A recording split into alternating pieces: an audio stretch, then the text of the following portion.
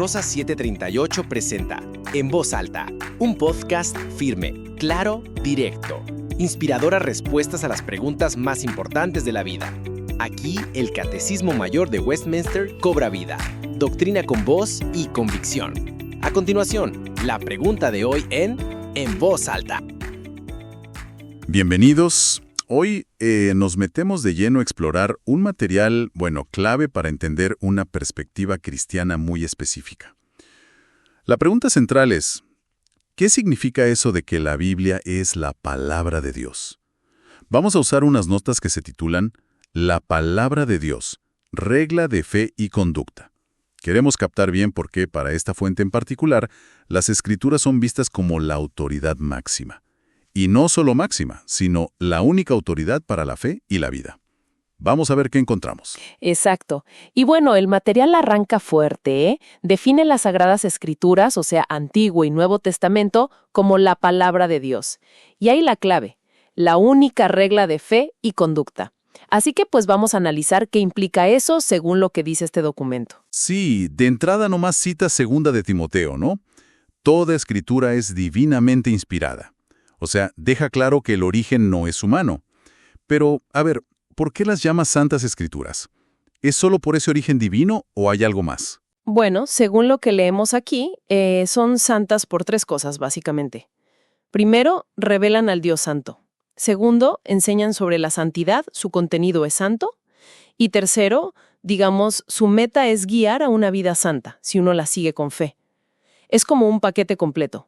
Origen, contenido y propósitos santos. Entiendo. Ahora, hay un punto en el que el texto insiste mucho, que las Escrituras son la palabra de Dios, no que solo la contienen. Suena una diferencia sutil, pero parece importante para ellos. ¿Cuál es el fondo de esa distinción? Sí, es un punto crucial para esta visión.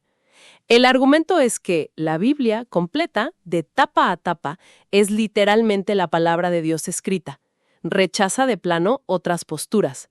Menciona, por ejemplo, la asociada a Karl Barth, que vería la Biblia más como un testimonio que apunta hacia la palabra, no siendo la palabra misma en su totalidad.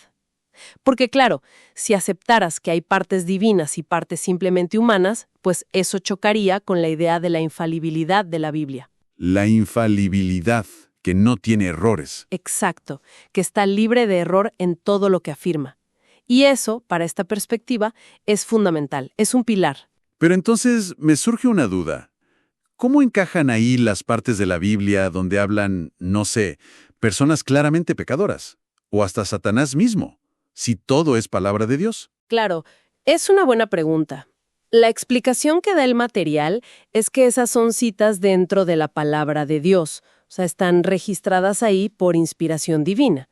No es que la frase citada sea verdad en sí misma, sino que Dios quiere que sepamos que eso se dijo, y nos enseña algo al incluirlo en ese contexto. Pone un ejemplo, el del Salmo que dice el necio en su corazón, no hay Dios. Ajá. La frase no hay Dios obviamente es falsa, pero la afirmación completa, que el necio dice eso sí es palabra de Dios. Nos enseña sobre la necedad.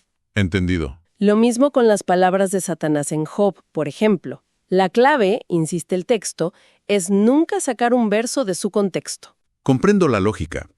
El contexto es rey para interpretar bien. Y eso me lleva a la otra palabra clave de la definición. Única regla. ¿Por qué esa exclusividad?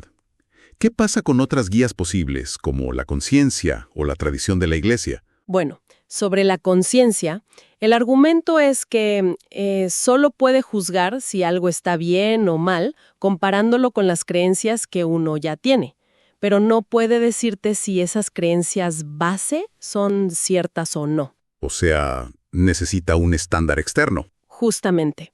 Y respecto a otras reglas, como la tradición, y menciona específicamente el caso de la Iglesia Católica Romana, la postura es que si pones otra regla al mismo nivel que la Biblia, pues una de las dos va a terminar interpretando a la otra. Y según esta visión, lo que pasaría es que la tradición acabaría interpretando y quizás hasta limitando a la Biblia. Y no al revés, que sería la Biblia juzgando a la tradición. Exactamente. La Biblia quedaría, en segundo plano. Entiendo. Por eso la insistencia en única. Incluso llega a decir que las palabras de Cristo, esas que a veces se imprimen en rojo, no son más verdaderas o más palabra de Dios que el resto. Correcto. Para esta perspectiva, toda la Biblia es palabra de Cristo, sea que la haya transmitido Moisés, o un profeta, o un apóstol. La inspiración divina es pareja, digamos. Las palabras directas de Jesús son palabra de Dios, claro, pero no tienen un grado de verdad o autoridad superior al resto del texto inspirado. Todo es igualmente inspirado. Y ya para redondear la idea, usa una metáfora interesante: las Escrituras como el fundamento de la doctrina cristiana. Sí, pero hace una aclaración importante ahí. Dice que aunque Cristo mismo es el fundamento de nuestra salvación y de la Iglesia, el reconocer a las Escrituras como la palabra inspirada de Dios y como la única regla de fe, eso es, para la doctrina, el punto de partida, la base sobre la cual se construye todo el edificio teológico visto desde esta óptica. Conducta del creyente. Precisamente, es una postura muy definida, con implicaciones bien profundas sobre cómo uno se acerca al texto bíblico, cómo lo lee, cómo lo interpreta. Y bueno, ¿cómo lo vive? Y nos deja una pregunta flotando, ¿no? Algo para reflexionar. Si alguien acepta esta premisa, la de la autoridad total y exclusiva de las Escrituras, ¿cómo maneja eso frente a los dilemas morales complejos del mundo actual? Un mundo con tantas otras fuentes que reclaman autoridad: la ciencia, la filosofía, las corrientes culturales. ¿Cómo se navega esa tensión? ¿Se pueden reconciliar o siempre hay que priorizar una sobre las otras? Interesante para pensar. La verdad no se grita, se proclama. Has escuchado respuestas eternas a preguntas que definen tu vida. Esto fue En Voz Alta, doctrina con voz y convicción. Hasta el próximo episodio, donde la voz de la fe seguirá resonando en tu mente, en tu alma y en tu caminar. Esto fue una producción de Rosas 738 Multimedias.